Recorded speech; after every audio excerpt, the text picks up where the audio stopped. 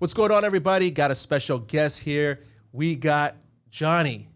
How's it going? What's going on, man? But it's really Jonathan, but he told me that I got to call him Johnny. Yeah. Why is it, man? Why I got to call you Johnny? You don't have to, but like I said, my wife calls me Jonathan when she's That's mad at me. It's not baby anymore. It's Jonathan. So whenever she says that, I know I'm in trouble. Same thing with my mom when I was growing up. That's awesome, man. So if I see you like kind of like misbehaving, I guess. Jonathan, man. It doesn't matter to me. That's awesome, man. Man, I appreciate you coming on the podcast. You shared a little bit about your story on Instagram, and I was like, man, this guy has a beautiful, powerful story. And man, I always tell everyone, you can tell your story 1,000 times. It doesn't matter. It doesn't get boring. It's your story, man. So tell me, man, where do you want to start on this, man? Yeah, I mean, I guess we'll start in the beginning for me. I mean, I guess it was I had a great childhood growing up. Grew up here in South Florida in Port St. Lucie, and so you're originally from Port St. Lucie. I'm one of those weird people that's from here, and I joke about it with some people. They're like, because everybody's from everywhere else. It seems like. But my parents were from up north, Boston is where my mom's from. My dad's from upstate New York, so they were the first ones to come down here, and they grew up in Palm Beach, and. So yeah, I'm a native, a true native. That's awesome, man. Never seen snow before. 38 years old. Get out of here! You never seen snow Real before. Florida boy.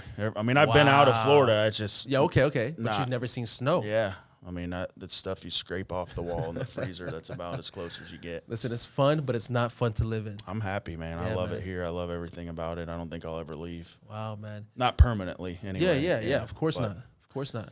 So you were raised there, Port St. Lucie. So, how was your childhood over there? Because, the only thing I know about Port St. Lucie is the turnpike. Yeah. That's the spot to stop, man. It's you a port. They don't even have a port there. But I technically, I grew up in Fort Pierce. Right, Fort Pierce is known as for a fishing town. Gotcha. And for farming, some of the original, beef cattle guys from back in the day, original Florida, that was the area where it kind of originated. A lot of farmland. Yeah. And, it was just, I grew up in the city of Fort Pierce. I mean, it was normal, city, smaller town kind of feel. I mean, good old boys part of town, bigger county though. So there was a lot of people still. But I mean, I really didn't have any issues growing up. It was grew up on a half acre of land in Fort Pierce. Younger brother who has Down syndrome. I was 5 when he was born, so there's 5 years difference between me and him. Mm-hmm. Older brother, older sister, 15 and 16 years difference between us, or maybe it was 14 and 15. I was a whoops child. My dad's a Vietnam vet Marine. My mom's she ended up working for the post office in '86 whenever I was government jobs, all government jobs. Yep, and Dad hurt his back the year I was born. He was a union iron worker, built a bunch of Palm Beach condos and stuff and the nuclear power plant, but he hurt his back, and he pretty much became the breadwinner, or the homebody. My mom became the breadwinner, so he raised me and my little brother whenever he came along 5 years after me. And great, like I said, great childhood. Older brother and older sister were already out of the house, so I was kind of like an only child for a while. Right.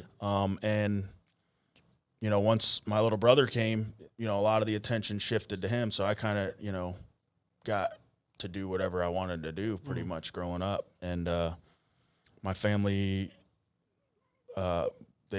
everybody in my family smokes weed. Some families they drink.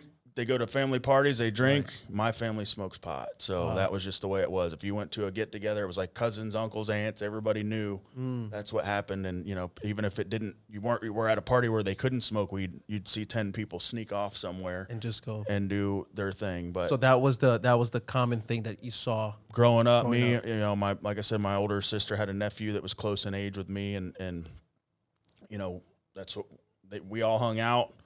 Family smoked weed, and that was normal. We didn't know there was anything wrong with it. Right.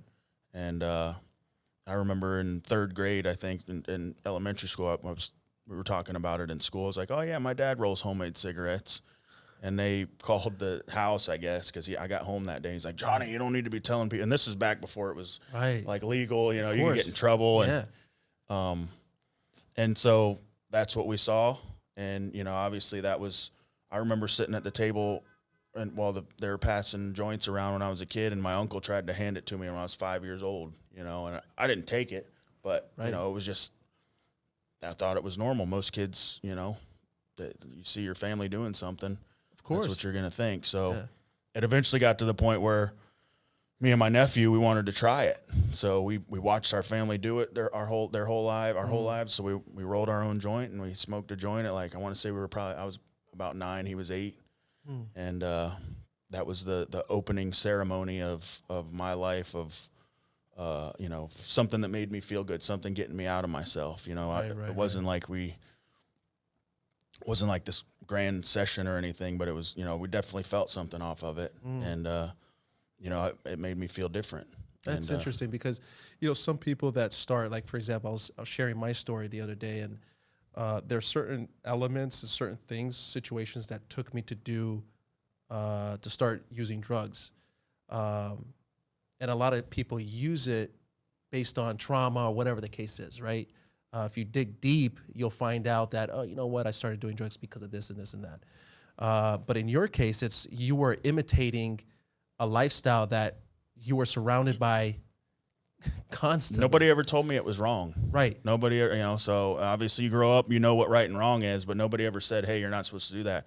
My dad used to drive me to baseball practice, and you know, he'd smoke joints on the way there. I'd open the van door to get out and go to baseball practice, and you know, there's smoke rolling out. And I never knew it till I got older, and I talked to, like, my friends' parents and stuff, and my dad was there. He showed up to every game. He brought me to every practice, but they all were like, yeah, your dad, we always smelled like weed, you know? And it was like, I don't know if he didn't think people knew or if he just didn't care. I don't know.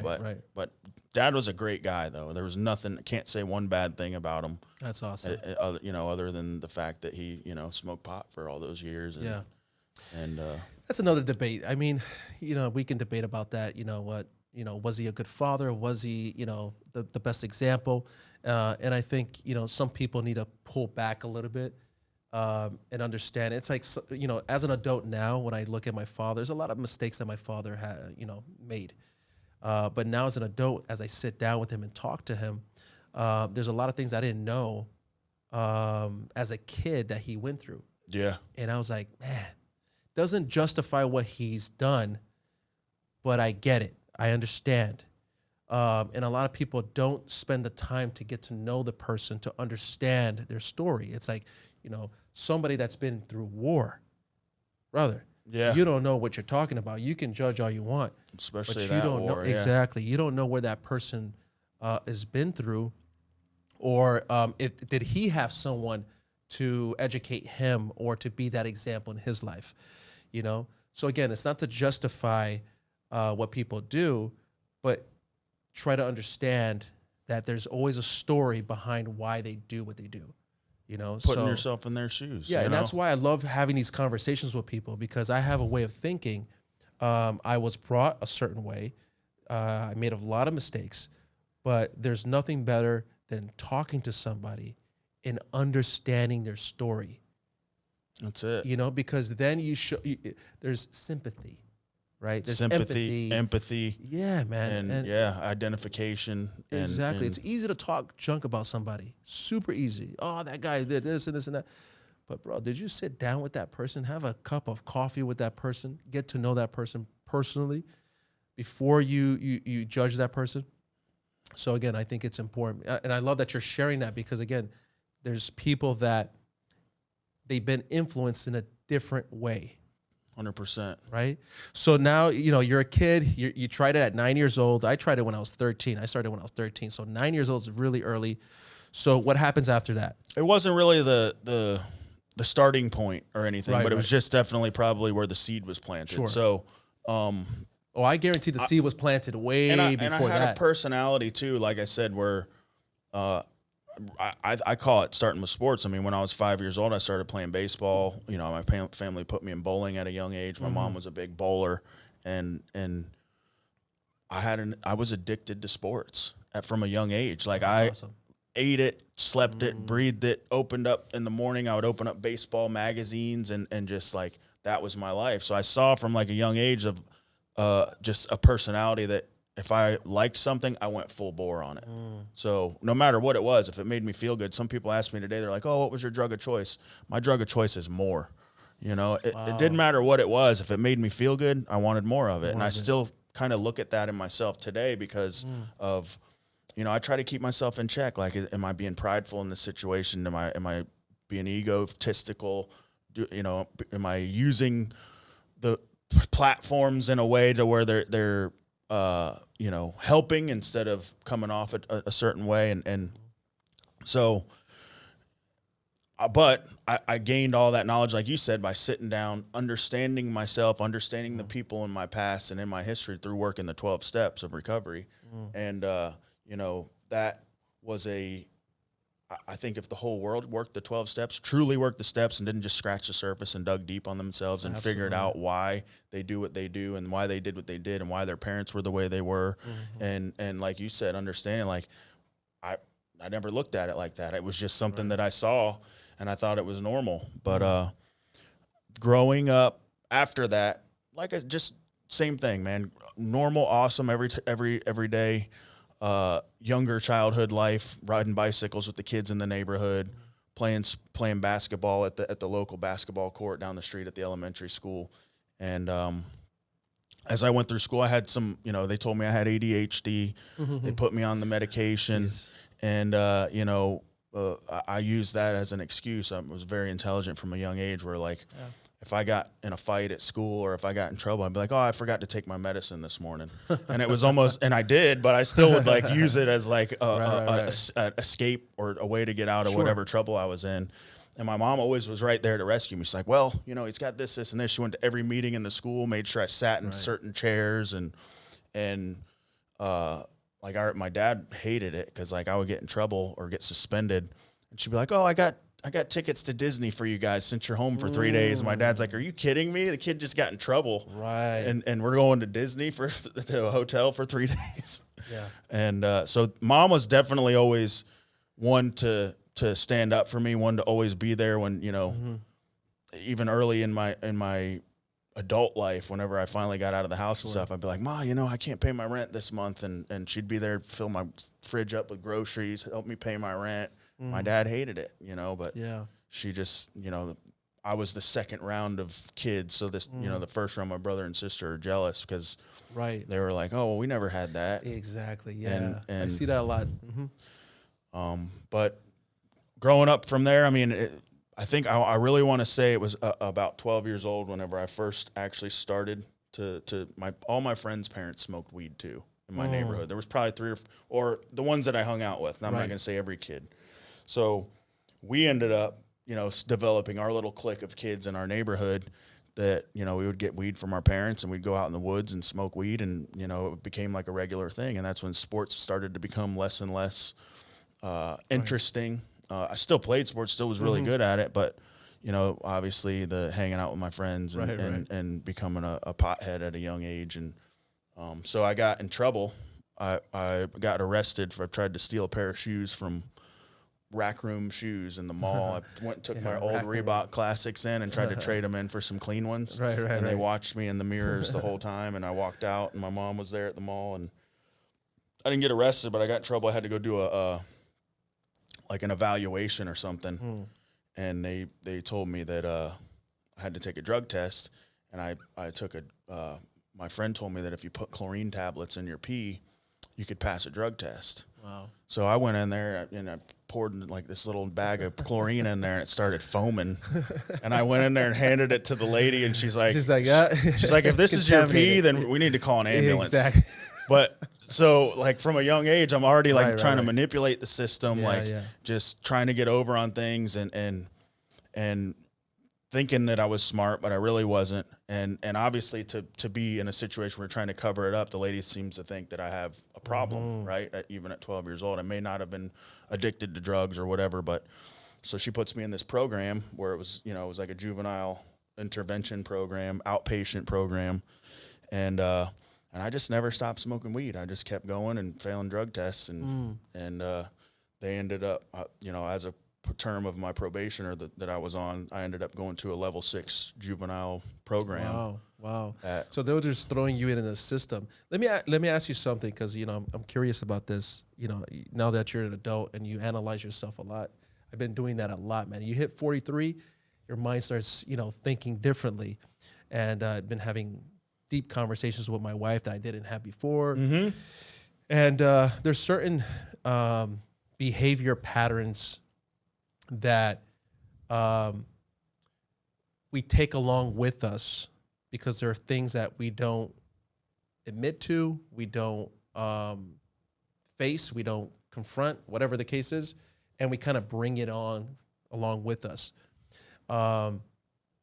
Especially things that our parents, right, have enabled.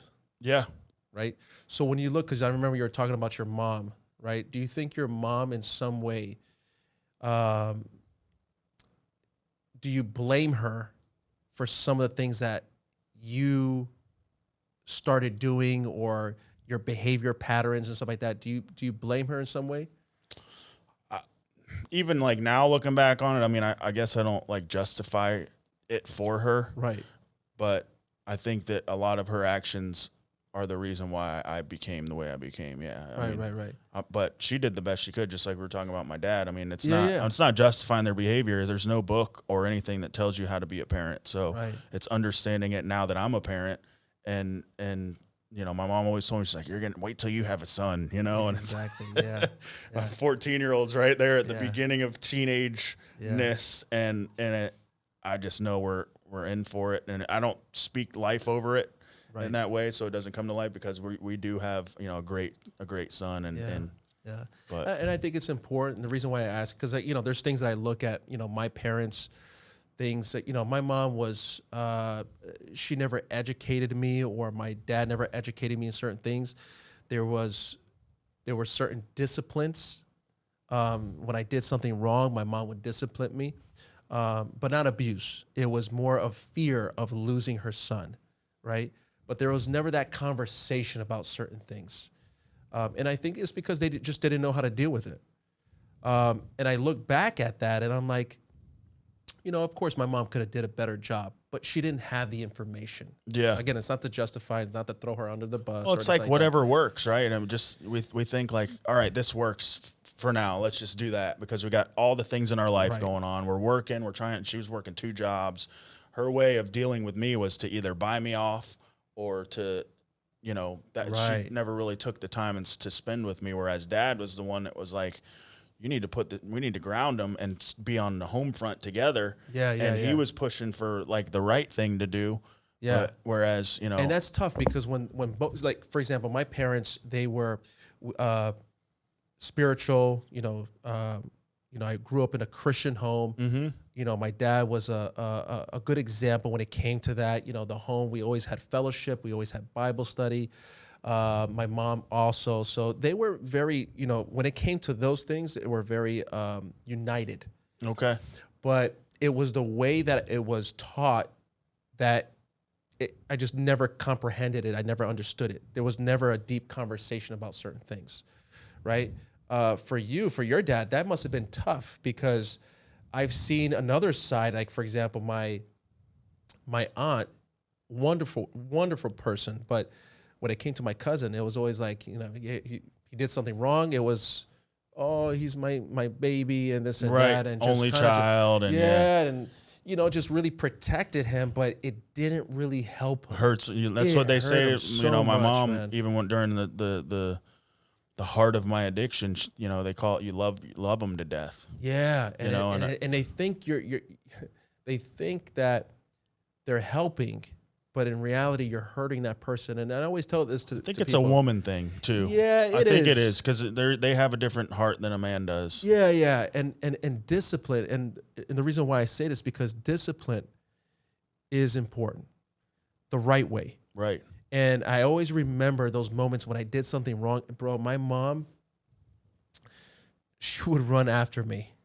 I remember one time she ran after me around the table and stuff like that. And, in South America, you know, you have the slippers and, you know, she'll use Oh, that yeah. as ninja stars and stuff like that, Yep. man. I'm telling you, man. And I remember this one time I stole a bike and she was so pissed at me and she ran after me. She caught me and she was just whipping me up.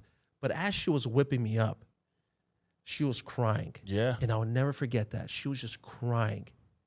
And I was confused about that. I said, hold up, I'm the one that's supposed to be crying. I'm the one that's getting whipped up, but she was crying. After that, you know, I went into my room, you know, I was punished or whatever. She came after and she just hugged me. She embraced me. For some reason, something clicked at me. I was like, you know what? She really didn't want to do that.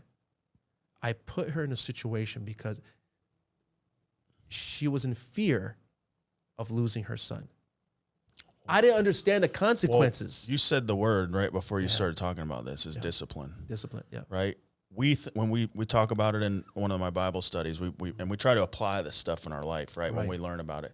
What is the first thing I think about when I think of discipline is like spanking your kid, putting them in the corner, taking something away from them. But the word discipline means to teach. Absolutely. So that means that having that conversation is what needs to happen. And I'm the same thing with my son right now, where I was like, I don't know why it is with him. I can be so patient with so many people, but when it comes to my son, I want to scream at him and I cuss.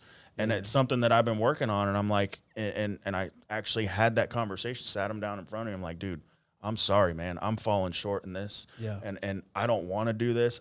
You make me very angry and I react out of emotion. Yeah. And it's not what I want to do. And I'm going to work on changing it. Yeah. And like, that 5 minutes turned into 25 minutes of him and I just having deep conversation. Yeah.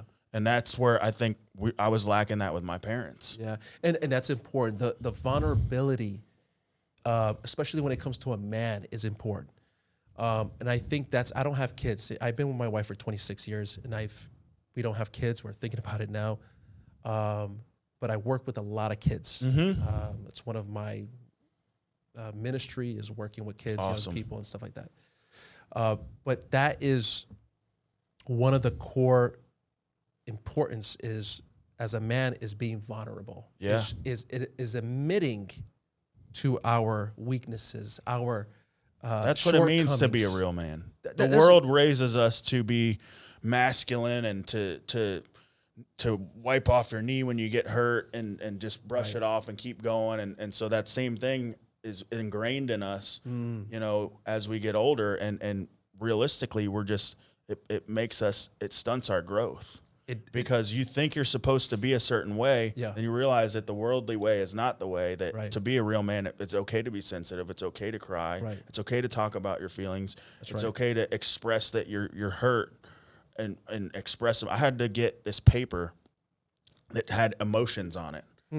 It like sad, happy, confused, and I had to learn what these were growing through my healing process and to be able to like express how I felt because nobody ever taught me that. Right. And some people see it as a sign of weakness. Real men are supposed to pray for their family. They're supposed to be to make people feel secure in their household. My household is my kingdom, you know. So when God says to, you know, to that's your church, right? And this is something I always teach my students. You know, whenever we're studying the Bible and everything, is that's where your church starts. Okay, your church doesn't start at a denomination, a church, you know, the building where everyone meets. It starts at home. That is your sanctuary. Mm-hmm. That is where it starts. So showing your loved ones, especially the people you're working with, especially the young people, your vulnerability, admitting to your shortcomings, that transforms people. The discipline part is so important. And the Bible says that, right? The Bible says that God, he chastens, right? In other words, he disciplines those who he loves. That's powerful. So when I saw that from my mom, I didn't see my mom as an abusive person. As an adult now, it's a different understanding. Mm-hmm. It's like, my mom was not abusing me. I saw love. She was loving you. Yeah. The only way she knew how. Exactly. That's the only way she knew how, because her intentions wasn't to abuse me. Her intentions was to correct a behavior. Now, did it work immediately? Nope. It got worse. But when I saw myself at the lowest point in my life, those teachings, the teachings that my dad gave me, the teachings that my mom gave me, those were the only things I had to grab onto, which saved me. Okay. See, sometimes people want instant results. No, that's not how the Doesn't world work. works. But as leaders, as followers of Christ, our mission is to plant seeds. Our Amen to mission that. is to be a voice, is to teach others. Everyone is going to have their journey, but they need something to grab onto. There's going to be a moment in their lives they're going to be like, you know what? I remember what Johnny. That's it. That's what your son is going to do. Man, I remember that talk I had with my father. Damn. I said that last night, and man. you know, there's key people that God brought into my life. I didn't see it then, but I see it now. Oh, where man, where that's you're so like, man, I remember what he said, Mhm. and this guy told me, he's like, I can never use drugs ever again. I can't. Right. Some people are, you know, and I still hold on to that, because every time I'm out at a bar or something, they're like, oh, you want a beer? I'm like, I can't. Yeah. I tell them a joke. I say, I'm allergic to alcohol. I break out in handcuffs. And I've just been down the road too many times where I might be good today. Right. Might be good a month from now. Right. But it's just going to turn into, you know, what it always has turned into for me. Yeah, yeah. And that's why you have to work on yourself every day. Humble yourself before the Lord. It's very important, because sometimes we look at ourselves and we see a different appearance, but the characteristics of sinning and wanting to do certain things is still there. Yeah. It's still ingrided in there. So you have to work on yourself every day. I think more too, because the more you grow and the more that you find success, however you see success in yourself, you're attacked more. So those are, you know, I think the higher you go, the more you're going to be attacked, because the devil wants to steal, kill, and destroy. So, you have to see those attacks when they come, because, you know, obviously, and through the people you love, through your son or my, you know, I see him getting attacked, and like, I remember standing in the shower the other day, because he was like, oh, I was talking to this kid, he's an atheist at school, and I'm like standing in the shower with like my head down, like, God, what am I supposed to do? Yeah. What do you want from me? Like, and just, you know, humbling myself there in front of him. And absolutely, not that I got the answer right away, but, you know, it was just continuing to show him love, continuing to bring him in, and he's kind of passed through that, I think, now. But I was scared, you know, I didn't know what to do. Yeah, it is. And that's where we have to connect with God every single day. And a lot of parents, they come to me because, you know, I always share my story, share my experience and everything. And some parents, you know, because I always tell parents, look, you have a certain point with your kids, okay? And that's why I encourage every parent to spend all the time possible with them, because after they reach 14 years old, that's it. They're in their room. They don't want nothing to do with you. They're that's on their it. phones. Their character's already built. Their character, I agree. that's it. It's done.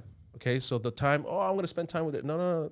That can probably be a possibility that you spend more time with them later on and stuff like that. But the time to develop them is at the early stage. Yes. So pour into them. That's why the Bible says, teach them young, right? Teach them when they're young. That's important. So you have to pour into them. And I say, look, your example is the most important thing. Because what's happening today in our society is that a lot of young people, their image, right? Look at us. God created us in his image, his character. Yeah, we are drawn to imitating somebody. So this is... if we're not pouring into him, who is? Exactly. So, or what is, you know? Because AI and everything that's coming now. I mean. Exactly. So that's why we have to work harder, smarter, get closer to God, because they have to see the image. Now, you can talk you can talk as a Christian all you want, but action speaks louder. How do you walk in? Exactly. That's important because they're watching, Say they're that seeing that. because I'm not a big, like, I read the Bible. There's certain verses I remember, but I can't really quote scripture. No, it's like okay. some No, people. it's okay. But I'm they the same say, way too. They say that, you know, if you can preach the gospel, and when you need to, use words. So it's just how you carry it, whether you're open the door for somebody, whatever Exactly. it is that is Christ-like, because that's what it means to be a Christian, right? That's right. Is that you're preaching the gospel. That's right. That's And right. And that's important. people see that light. Yeah, that's important to do that because people need to see something different, right? Because if you're living the same way you're living from before you met Christ, what's the point? What's the point Or of just it? checking a box off then, Right. just to make yourself look good at that point, I think. Yeah. Some people are like, oh, yeah, I went to church, That's it. So, arguing with their wife in the parking lot and Right. going right back to the same stuff. And yeah, and that's what's happening with society today. Society today, Christianity is becoming a brand. It's becoming a trend, which, you know, I was sharing this the other day on there's a big discussion. movement on the younger folks, the younger Absolutely. generation now. Colleges, and I mean, I definitely want to get involved in that. Beautiful. Because, It's a wonderful moment. yeah. I love what's happening. You know, we started a program here in our studio where I'm doing a boot camp for young people to come here, Awesome. learn how to do content, learn how to serve the kingdom of heaven through content. And these young people are on fire for the Lord. Yeah. They want to serve. They want to, something is happening. But at the same time, a lot of people, and especially in my generation, I think the older generation, where there's this movement where people want to start using the name of God for marketing purposes or for, hey, you know, I'm a Christian now, do business with me. Yeah.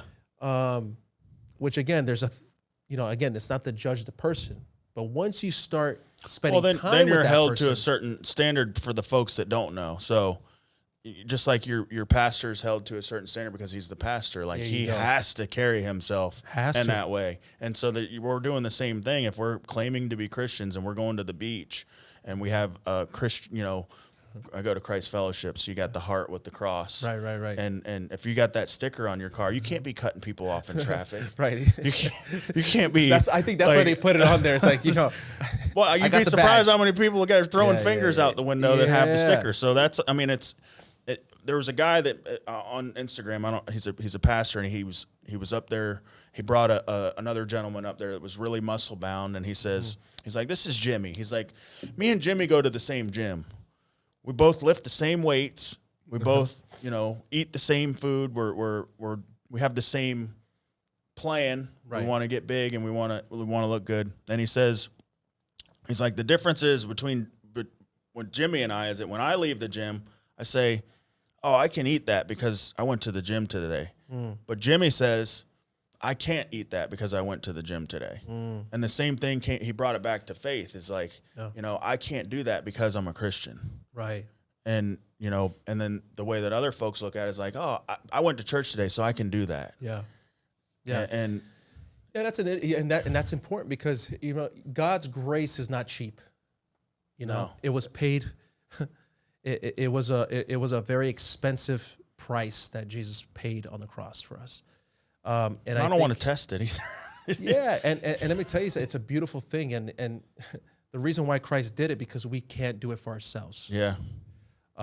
And that's what makes God's grace, His mercy, so beautiful, and it's extended to all humanity, to everybody. Doesn't matter how far you've gone, it's extended to everybody. Mm-hmm. But the moment that I accept Christ into my life is a moment where now I work on myself through Christ. Yeah. Have a responsibility. That's what the Bible says. Be imitators of Christ. So I'm very careful because some people are like, oh, well, I'm not perfect. We're not perfect. Well, It's not an excuse to continue living the way you're living. Exactly. You know, don't be careful with that. Yeah. Because you're planting in your mind that it's impossible. It is possible. I haven't used drugs in years. You know, so is it possible? Yes, it's possible. One So bad again, decision away. exactly. Can I fall tomorrow? Yes. But that's why I got to get closer to God, and that's why I have to work on myself. It's a every single day. daily renewing of the mind. Absolutely, absolutely. So for you, what would you say that moment was in your life where you saw yourself like, man, I am lost. I am just. What was that? I would say there was a couple different times for me, but the first one was in my early 20s. I dropped out of high school, ended up getting my GED at the end of 11th grade, so I still had a pretty good education. There you go. And then, my mom told me, she's like, if there's anything you do, you need to get your GED. So I went ahead and got that like 2 weeks after I dropped out. I was working with my brother doing roofing, making like $400 a week. Okay. And I was, at that time, that's a lot of money for a pretty good. I was gonna say, man, that's pretty good money. 18-year-old kid. Yeah. And didn't have any bills. So I was living the life. I didn't, I ended up, I would buy weed on Fridays and pretend like I was a drug dealer, but, monkey can't sell bananas. Right. And just got into the life of, told myself I would never do cocaine, ended up, getting drunk one night and doing cocaine, and it was off to the races from there. Yeah. So I had got really caught up from a young age, because I remember I told you I was in the juvenile program. Yeah. So the only thing that did for me was it didn't rehabilitate me at all. The only thing it did for me is it taught me about more drugs. And wow. So when I got out, I was from 14, 15, 16, we would go to high school parties, and like these kids are like, oh, we're leaving, we're going home. And like, I was one of those guys who was like, going home. Like, the party ain't stopping. Do you feel like your identity was like affected by that? It was like, okay, now this is who I am. I don't think I claimed it over myself. I just didn't know any different. And it wasn't like I was going home and talking to my parents about it or talking to anybody. All of the people that I hung out with were in the same kind of realm. And that's what ends up happening. You hang out, you become a product of your environment, and that's what you stick around. Right. So it got to the point where I had got really strung out on drugs. And at that point in time in my early 20s, I always had a good job. I always made good money. At 18 years old, I got my first job doing construction, and I made more money than my mom made at 18 years old. She worked at the post office for 26 years, and I made more money than her at 18 years old. But I worked 7 days a week, a lot of overtime hours, and then I partied. When I even would go to work the next day, if I stayed up all night, I didn't care. I still went to work, and so that part of my life, I ended up, as a result of my usage, I ended up losing my job over it. I ran a skid steer, a little skid bobcat. I was grading a pond, and my foreman, he was an alcoholic. So by 10 o'clock every day, he's drinking beer. Jeez. So if to keep me from keeping my mouth shut, I'm drinking beer with him. I wasn't even, old enough to drink yet. So I ran this skid steer into the pond, and I told the guy, I'm like, look, we need to tell the boss man. I mean, it's not, Right. Well, we yanked the skid steer out. We set it on the side with the big excavator. And when they went to go, it was a rental machine. So when they went to go fire it up, there was water in the engine, and it blew 2 rods through the side of the motor. But I wanted to tell the boss man that day, but he didn't want to, because we were all drunk, at 12 o'clock in the afternoon. Right. And so I ended up getting unemployment over that. And I stayed home, and that made it even worse for me, because now I'm home. Now I'm getting money without even having to work. Oof. And I had just done things I told myself I would never do. I was doing opiates, Xanax, and I had just drugged myself to a real bottom. And at that point in time, my dad had 2 years clean in Narcotics Anonymous, and he lived in Fort Pierce. I lived in St. Cloud. I was like an hour and a half away. Right. And he would call me every once in a while. It seemed like it was like right when I was getting ready to do drugs or something, and he'd call me and just say, hey, how are you?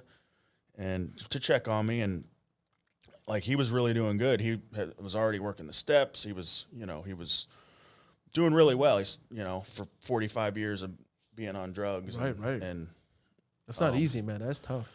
And I remember this night that I had gotten a large chunk of money. It was like $4,000 or something from unemployment. They gave me a couple of backed weeks of checks, and I blew like all that money.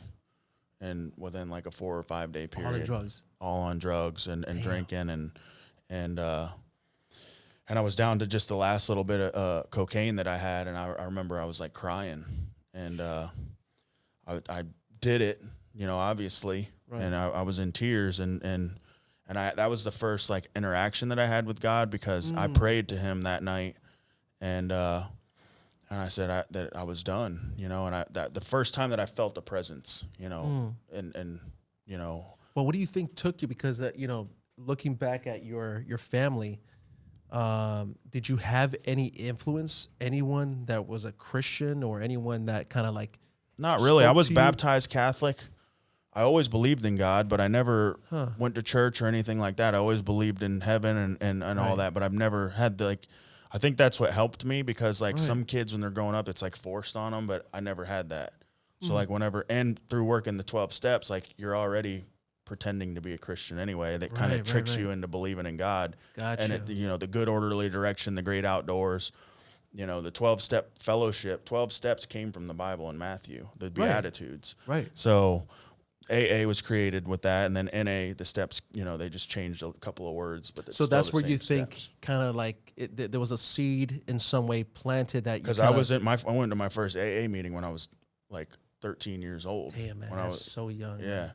And I'm in Jeez. there at 13 getting my paper signed because I'm on probation with like all these old school like AA Right. people. Yeah. But so it was you know, it was ingrained in me from a young age about faith and Wow. you know. So no brotherly. mentor, no mentors, nobody in your life that said, "Hey, No. wow." This point in my life, I was just at rock bottom. Like there was no other Interesting. place for me. And the first time I actually prayed to God, I was on my knees Yeah. on the bedroom floor of my apartment, and in tears. And I ended up going to sleep that night or passing out, whatever happened. And the next morning, my dad was there, and he says, "Hey, Johnny, you want to come home?" And I went home, and you know, like I said, I was on a bender for a few days. I didn't know what detoxing was at that point in time, but I that's was tough. Yeah. you know, I just remember going home to their house, and I laid on the couch for like 3 days, and I just felt like I was sick. But I was coming off of benzodiazepines. I was coming off of opiates. I mean, we were doing like the Roxycontins and stuff, and Damn, you went heavy. yeah, and these are things I told myself I would never do. They were like non-negotiable things, Right. and it was just like became like whatever I could get my hands on, and but that was my first. I truly believe that the Holy Spirit had His hand in that whole Absolutely. situation. Even Absolutely. though nobody in my life was Christian, like I look back on a lot of things in my life, He spared me for a reason. He was always there when I needed him. Even whenever I was getting in trouble or getting arrested, I remember having those foxhole prayers in the back of the cop car, like, God, just get me out of this one, and I promise I won't do it again. And he got me out of it. Yeah. You know, like I'm not a felon today. I should be in prison for years for the stuff that I've done, and just how He's spared me is just, it's unbelievable. Yeah. So that's why I want to stay on the path, because that's what I'm here for. It's interesting because now you're a witness to the God that you didn't know who He was, but He heard you loud and clear. There was a presence in that room that night. Absolutely. I believe that 100%. 100%. And 100%. people talk about that, and you know, for me that was it. Yeah. You know, I had that was the first kind of spiritual awakening and that I had in my life. But when you talk about, I obviously everything happened good from then on. You know, I went home, I detoxed on the couch, and my dad asked me to go to a meeting with him, and I went to my first NA meeting at 21 years old, and I stayed clean till I was about 26. I met my 26. And then what happened in 26? Well, that's I met my son's mother in recovery. She So she was in recovery also. she's in recovery too. Not my wife now, but Braden's mom. Okay. And I met her. We ended up moving in together, and I became a firefighter paramedic. I went back to school. Oh, I wow. started my business. I had a lawn business for 10 years. I started at 21 years old. And everything was great. You know, my son was born. I told his mother that I said, look, I'm going to go to school to be a firefighter now while he's young, so that way I have more time to spend with you guys once he gets older. So I was just like, kind of like, here, you handle him. Yeah. I'll work and take care of the bills and cut grass and then awesome. go to school. And I ended up getting a degree for fire and EMS, and became a firefighter paramedic. And at a time, that particular time was like right when the market crashed, the housing market. It was like 07, right, 08. Yep. So like there was no construction jobs. I was already in school to be it was construction tech is what it was. It was an associate's degree, and I switched over to firefighting because I worked in a drug rehab, and they were like, "Hey, if you go get your EMT license, we'll pay you more money." So I was like, "Okay." And I went to get my EMT license. They said, "Oh, if you want to be an EMT, you got to go ride at the fire station." First time I rode at the fire station, I'm like, "This is what I want to do." Wow. And so became a firefighter paramedic. Ended up working for a smaller department first in the middle of the state, Wauchula, Hardy County. Wow. And then I chased, it was a smaller. Second day on the job, they were letting me drive the fire truck. Like, it was just This is good like, old boy. yeah. Like, here you go. Like, here's the key to the tanker. You're a released medic siren after a week. You're by yourself on the ambulance. You're like, all right, this lady's having a heart attack. What are we doing? I'm like, I just got out of school. What do you want me to do? Like, I'm calling a helicopter to come pick this lady up. It's 45 minutes from the nearest hospital. Wow. But I learned real quick. That's and awesome. It was in that department, because it was so small, it was like 634 square miles. And, and there was only 3 stations. So if you had an accident, then normally there were pretty bad accidents on those old county roads. You already had 2 choppers on the way, and you're thinking like, severe trauma and all that stuff. So I learned a lot really quick, and I ended up chasing money because, I wanted to get paid more. I went to City of Seminole in Pinellas County, became a firefighter over there, and almost 5 years I was there.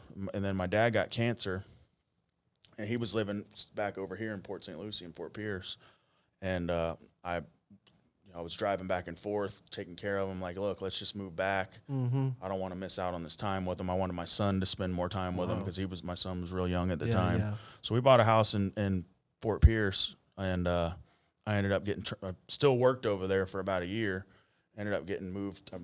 Got hired at Indian River County Fire Rescue, and a lot of people don't know this, but at that time, me and his mother started using again together, and a lot of people. What do you think took that? What do you think took you to that? One day, so in the fire service, and I don't know if it's everybody that's like that, but in my experience working in the fire service, a lot of people don't know how to deal with their feelings, and they don't know how to communicate that. Like, we would go on a serious call of like a dead 18-month-old baby that we worked for 45 minutes and come back to the station and eat dinner, and everybody's laughing. Yeah. And it's like, I think my generation was the beginning of changing that, because like you got these old school guys like, oh, why are you wearing your mask? You don't need that. It's like, well, I don't want to get cancer and die 10 years after I retire. Right. And like and I want to take care of my spiritual wellness instead of going home and drinking for 2 days and coming back hungover, shaking on my 24 hours a shift. So, I think it had a play in it, because when I worked in Pinellas, I mean, there was just a lot of stuff, man. Death became normal. Like, it was, you become desensitized to life. Wow. I wasn't connected. I wasn't talking to in the meetings anymore. At that point in time, that was my faith, was going to 12-step. And I walked into a store one day, and I remember saying this to myself. It was almost like it was a trigger for me, because the beer Bud Light Platinum came out while I was clean, and I was like, man, I never drank Bud Light Platinum. And I remember I was going fishing. I looked over at the store and I saw the Bud Light Platinum, and I said, I just decided to go buy a 6-pack. Wow. And that was, that was the beginning of dragging across the bottom for me. Like I said, it doesn't happen overnight. It's like, I'll just drink on weekends. It's gradually, I'll just drink on Saturday, and then you're drinking on Wednesday, and then next thing you know, my dope man's phone number's in the bottom of my beer. It's interesting because I was having a conversation yesterday about this. I love studying the mind. I love studying about psychology and everything, and especially when you're doing content, marketing and all that stuff. And it's interesting how a lot of people don't notice what they feed themselves and what they're watching. So sin doesn't just happen immediately. It doesn't just boom, I just fell on this person, or this girl just got pregnant just like that, Right. or whatever the case is, right? It's It a happens process. gradually, right? It's something that you watch, something that you see. It's the environment you put yourself in, and little by little, it just starts chipping at you. And it's the conversation yesterday was about Inception, right? The movie Inception. If you watch the movie Inception, it's with Leonardo DiCaprio. Yep. It's the idea of implanting an idea in your mind without you even noticing. And that's what marketing does. And that's what Budweiser, all these commercials, that's what they do. You know, you think you're not paying attention, but you're watching these things, and little by little, just staying there. It's getting implanted. And when you get that feeling, the first thing you're going to think about is, well, I have a way to deal with this feeling I have. And you're going to go straight to Budweiser. So it's a strategy that's out there that a lot of people don't understand or even notice. I think I was like hypnotized by the Bud Light Platinum. Hey, or man, something. it could be, yeah. in anything, it's everything. It's, you know, the more time you spend on watching something. Yeah, no, it's true about all of our news feeds, our feeds that we have. Like whatever you like, it's gonna feed you more of. Exactly. And now I got YouTube TV on and it's on my phone. So whatever I'm Googling on my phone is popping up on my TV at home now. And exactly. So it's gradually. And it's important to talk about that, because sometimes we have to catch ourselves, and sometimes we have to admit to ourselves, you know what? I'm feeding this habit. Yeah. Let me stop it right now, because I know where it's going to lead, because I'm strong now. Right. I'm in the word. But the moment that I am weak, that's when he attacks. That's when it attacks. Yeah. And here's another way of looking at things. Sometimes we like to blame the enemy. The devil exists. Yeah. Okay? Satan exists. He's the deceiver of all things. But I cannot blame him. Okay? We tend to always blame him all the time. And this is where you go to Genesis. You look at the beginning of the fall of man, and you know God gives instructions to Adam and Eve to do a certain thing, and don't eat from the fruit. You know, and as soon as they do that, they disobey God. God comes in the presence of man, and each one of them. If you see Adam goes and says, you know, well, God, it was the woman that you created. They were hiding. Right? And then the woman goes, oh, no, it was the serpent. Yep. No one took accountability for what they did. Yeah. Each one of them blamed the other. And God did not give them even, there is no conversation after that. There isn't, oh, really? Okay, so it was my mistake. I never looked at it like that. You know? And that's the thing, and that's the human behavior. We're always trying to find flesh. Blame on somebody else. Yeah. But the reality is because I was feeding the idea. I'm the one that was feeding it. I'm the one that continued to entertain the idea. And then when the moment came of weakness, that's when I fell. And that's when we start finding ourselves, God, why? Why did you allow this to happen? Why am I going through this? Well, yeah. Rewind the tape. Very true. Rewind the tape. So that's why it's important for us to take accountability, be vulnerable, admit to your shortcomings, and come before God. Take the thought captive. Yeah, man. Just early. Yeah, just because you already know, like, hey, like every time I'm scrolling, why am I seeing this pretty girl that I'm gonna like her picture, and then I'll be in trouble with my wife? Exactly. Delete. It's there. Delete. Yeah. There's no reason for that to even be there. Exactly. Get it out. Exactly. You know, and like you said, it's at those times where, you know, you're fighting with her and it's like, oh, well, I'll show her. Mm-hmm. You know, I'm going to go hang out with this girl that's, you know, been texting me on Facebook or whatever. Yeah, and you always have to think to yourself, like this. And this is where we go back to what we were talking about, holding ourselves in a higher standard.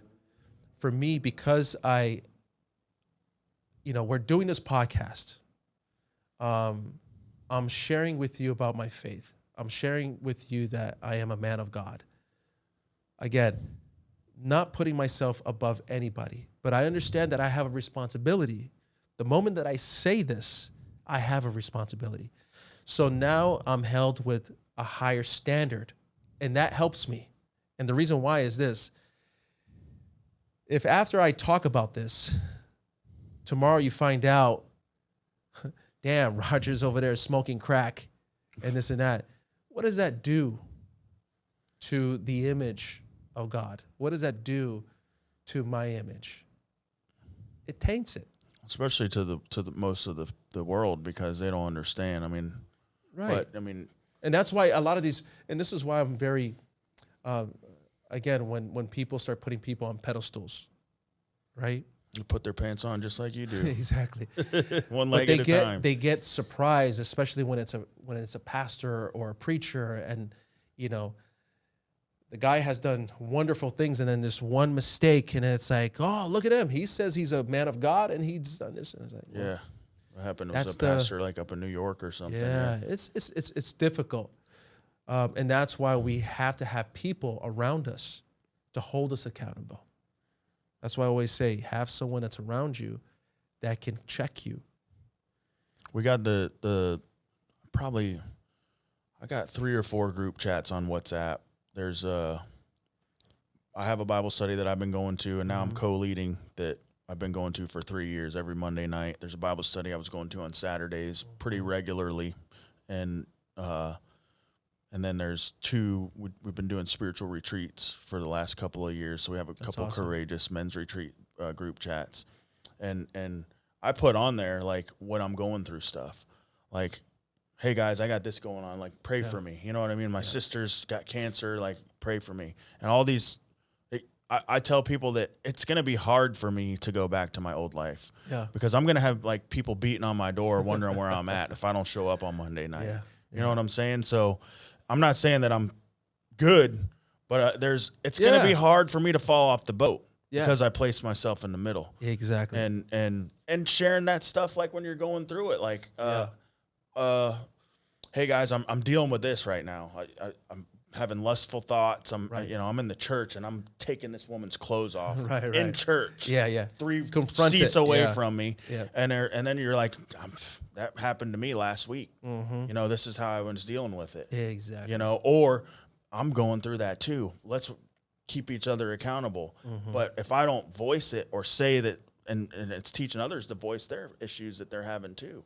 Exactly. And like I said, man, that's what you need. Is you need fellowship of like-minded people. You need other strong, courageous men that are going to help get you off the bench when you're sitting over there and get you in the game. That's right. And it's biblical. That's biblical, right? So the Bible says, confess your sins to one another.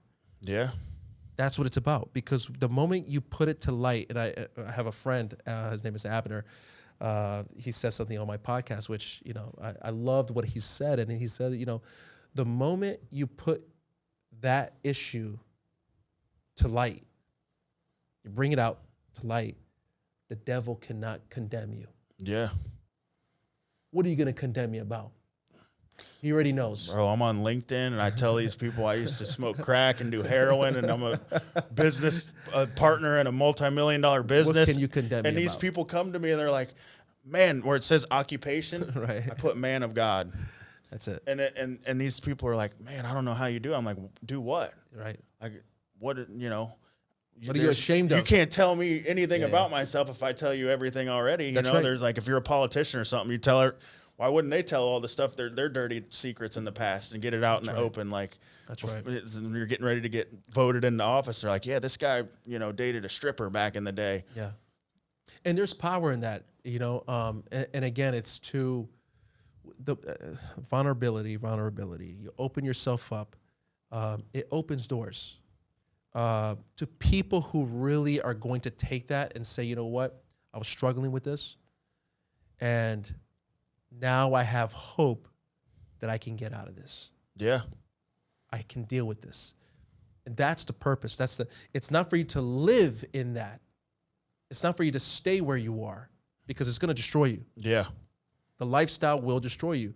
But it's to see that and say, you know what? There is a way out. And this is where Jesus goes along with the story of the prostitute, where he goes and he confronts all those leaders, and they were going to stone her. But people need to understand that they were following the law.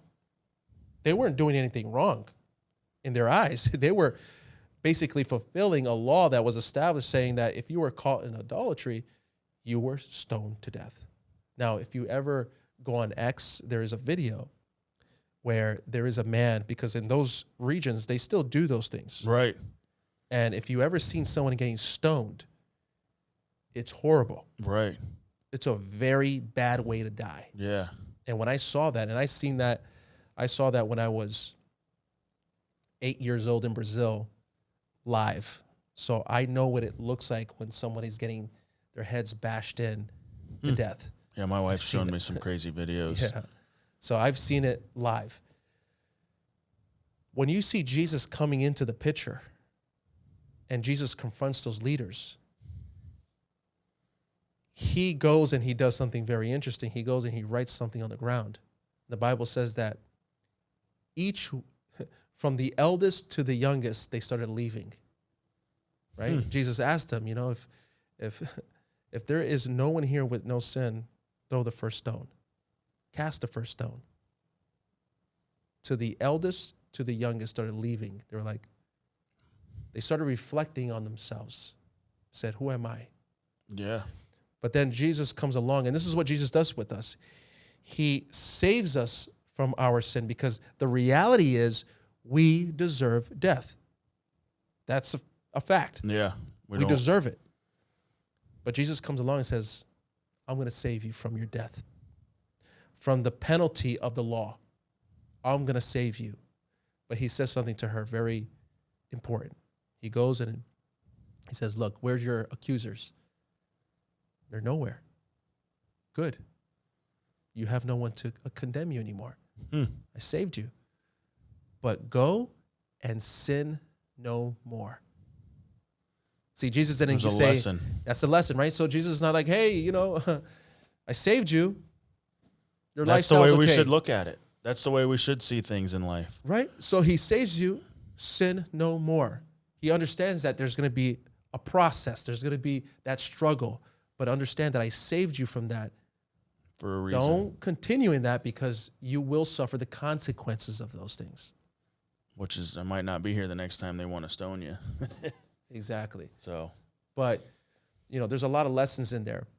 I never looked at it like that. The way you broke it down definitely was another perspective that I never saw. Yeah. I almost hit preliminary saving, prior to the actual. But that's what it was, right? That's what it is. And that's where people need to understand that God's grace, Jesus' grace, is not cheap. Mm-hmm. It was paid with the expensive price. Yeah. And again, he did take our place for something that we deserved.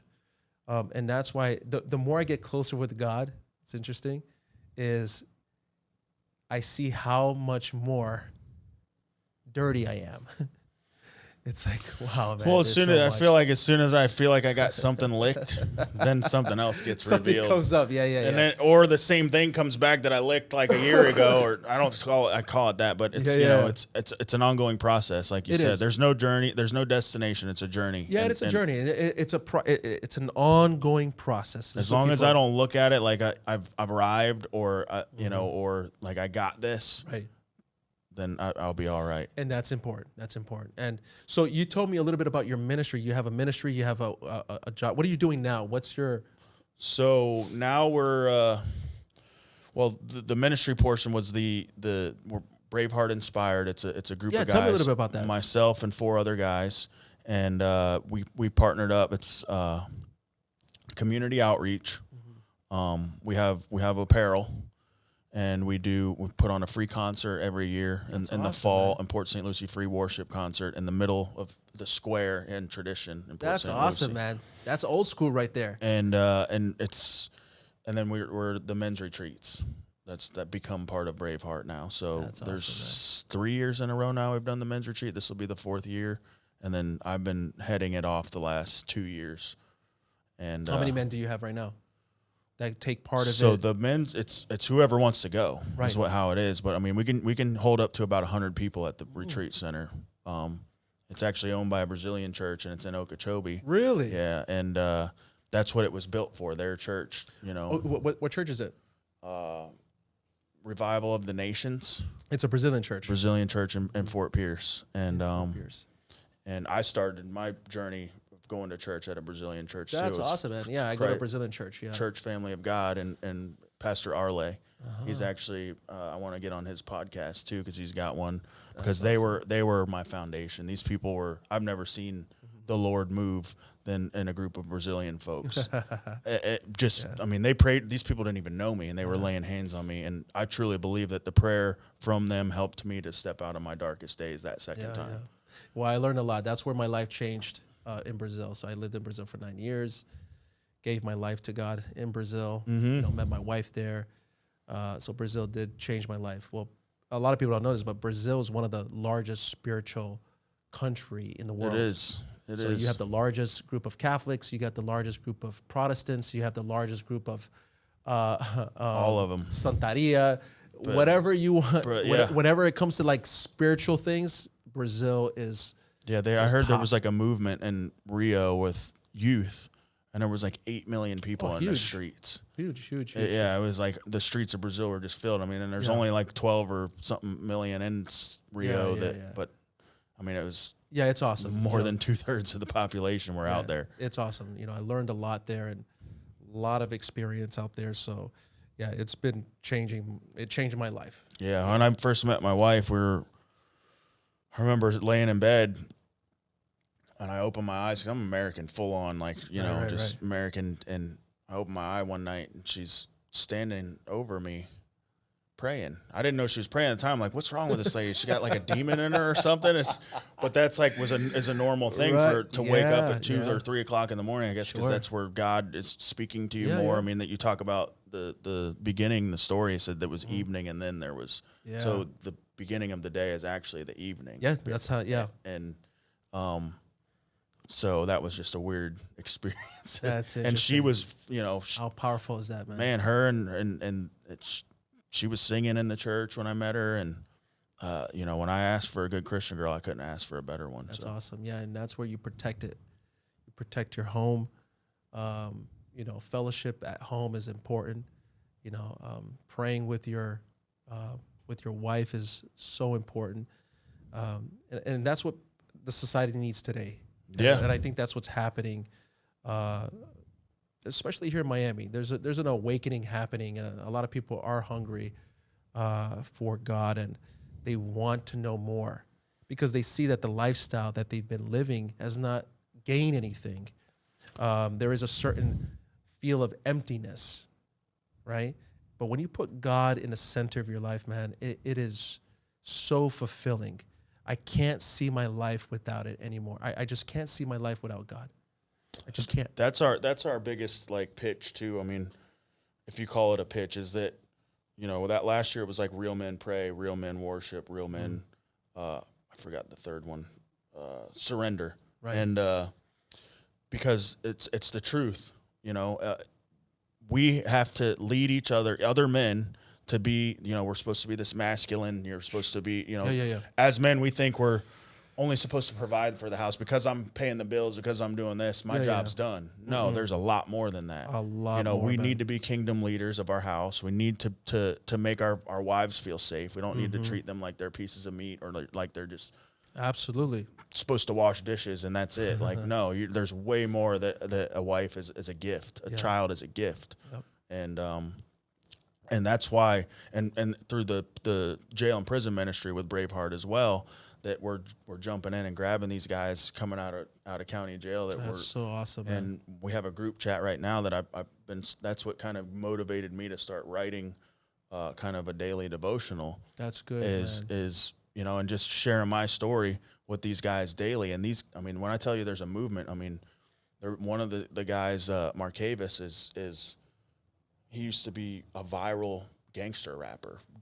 Just came from gangs, has been in and out of jail and prison since he was 16, 17, and he's in his like early 20s, and he used to sing. When we went into the jail, they didn't have music, so he would sing for our worship before we started our service, and we called him the preacher because he always had a good like a word, and this kid is just filled with the Spirit. And he came out and was coming to our church on a Sunday, and it just so happened that they were baptized that Sunday. Amen. And he's like, they're putting people in the water. He ended up getting baptized that day. He's starting to create a following. And I'll share it too if you allow me. Because this guy right here, please. And then, so they're moving in the right direction. We got other guys that are getting reconnected with their families. There's probably 4 or 5 guys in this group chat right now. And then I got a call last week from another gentleman that has just gotten released from prison into the work release program. He called me and he's like, "Hey Johnny, just got out. This isn't my phone. I just want to let you guys know that I'm in the work release." And so all of us got together and we were like, where are you at? You know what I mean? We all got together. We got him a cell phone. We got him clothes. That's awesome. We just, showed these guys that you care, because a lot of people push this like, "Oh, I saved 400 people this year." Okay, they said the prayer with you. What else did you do? Right. Are you bringing them up, lifting them up, showing them, getting them connected? Because that's what our group of men is all about.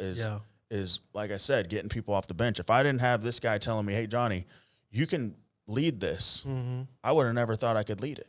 Yeah. Isn't it amazing how God, he took you to a point where I have no doubt whatsoever that God called you that night, wherever you were at that moment, where God called you for this moment.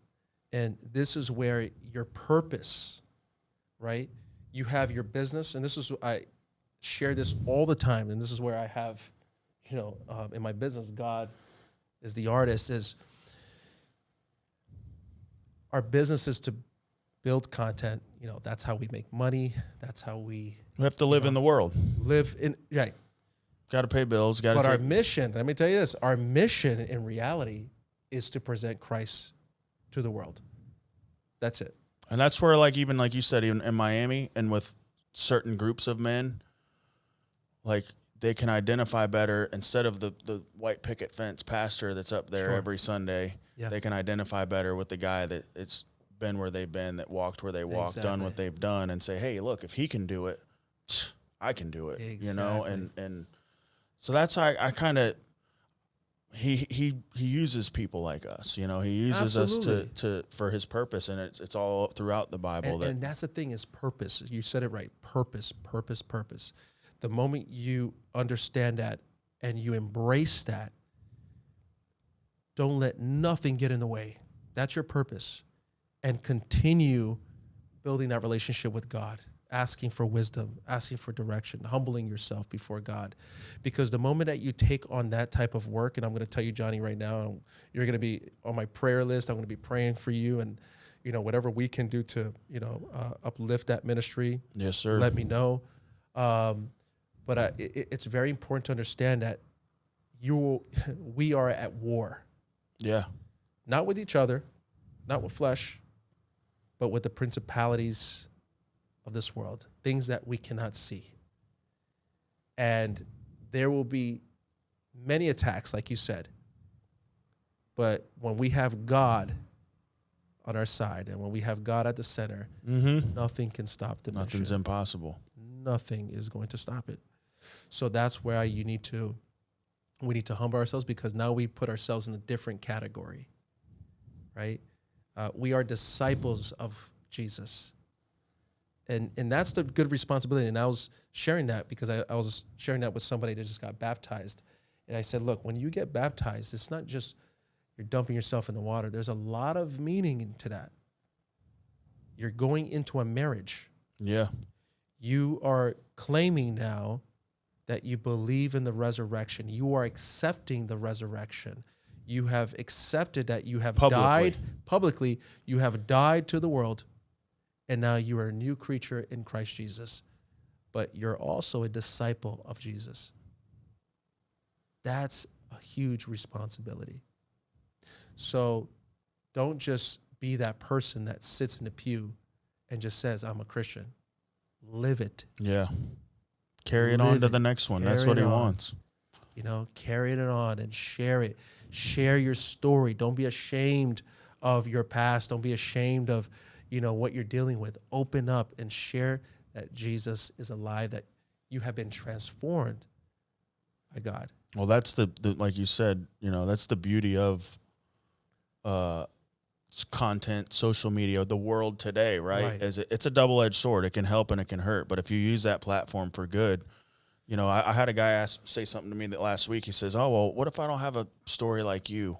I'm like, "Well," Good one, yeah. I said, "Everybody has a story. Everyone. Everybody has something that they've overcome in their life that if they have enough urge to share it, whether it's with another person or through social media, because you'd be surprised how many people that you think, you know, Yeah. I never knew that all these people got out of it what they got out of it whenever I Right. share my story. So now it's like to anybody that'll listen. Absolutely. You know? And it's important to understand that because everyone's story is unique. And I always, when I do the podcast coaching with certain people, they hear my story. They're like, man, I don't have such an interesting story like yours. And I said, Jesus called 12 disciples. Each one of them were different. Each one. Every person has their own unique story. My story, for example, the drug addict, the gangs, all the stuff, I can make a list of things.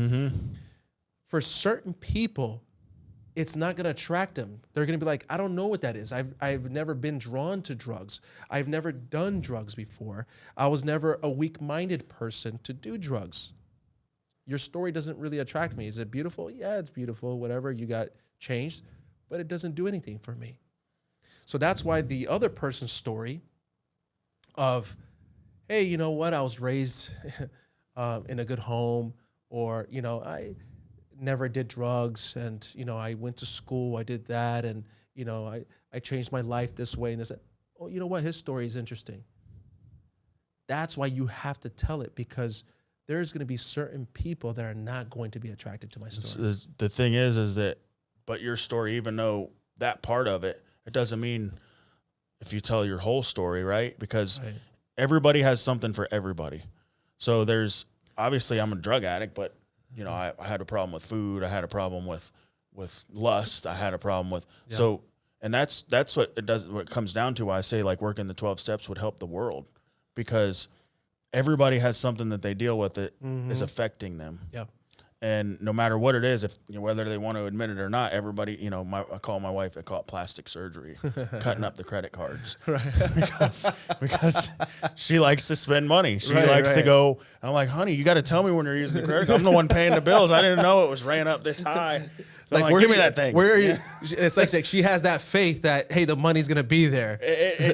Whatever it is, like somebody has something, and like with what I'm just now launching is my brand, which is kind of how my walk has gotten the discipline, right? You talked about discipline in the beginning. Discipline is the beginning for Absolutely. me. Having discipline to be able to say, no, I'm doing this, and I'm not doing that anymore. Right. And for me, it started with my faith, you know, and I got 5 disciplines that I work on a daily basis: faith, family, focused, finances, and I can't remember the last one. We'll have to. I want you to send me that though. I have it, and I want you to send me that. I'm launching faith, family, focus, finances, and that's it. It's only 4. It's 4. Yeah. Well, if there's a 5th one there, Yeah. we'll probably add that one in there. But on a daily basis, the faith is number 1 for me. Fitness and focus, obviously, remaining focused on my goals, my vision, clarity that vision. I have, and I had the fitness came later for me. It was I was overweight, and as soon as I stopped doing drugs, all I wanted to do was eat. I saw a photo of yours. And so that became something new for me I never thought that I wanted to be a fitness coach or anything like that, but it's something that people are asking me like, hey, how'd you do that? Well, good. My time is precious. I can't just go tell everybody how to do it. So we're kind of building a platform for that. That's awesome. Writing a book right now. I told you I was doing the daily devotional, and possibly, you know, they were like, you know, you got to tell your story. When I was in jail, there's a gentleman, Donald Nally, that he just wrote his story, put it in a book, sent it to all the jails and prisons across the whole United States. Awesome. And he was local. He ended up coming in there and telling his story, and like him and I are, you know, like best friends now. and he's the one that was like telling me like, dude, you got to put your story out Absolutely, there for these guys. man. And for him. and it's always been on my heart, but now I'm actually doing it. Beautiful, so that's man. where the discipline comes in for me, was to start doing the things that you always said you wanted to do. And I don't know if it was because of fear that I didn't want to do it, or just procrastinating. But all those things that I said I wanted to do, I'm either working on them or I've accomplished them. So well, I think there was what was established was purpose. Now you're a man of God. You're maturing. So it's like that vessel is being prepared for what is coming. And a lot of people sometimes get frustrated. It's like, oh, I could have done that 20 years ago. You weren't ready for that. no, You didn't even have purpose then. yeah, This is your moment now.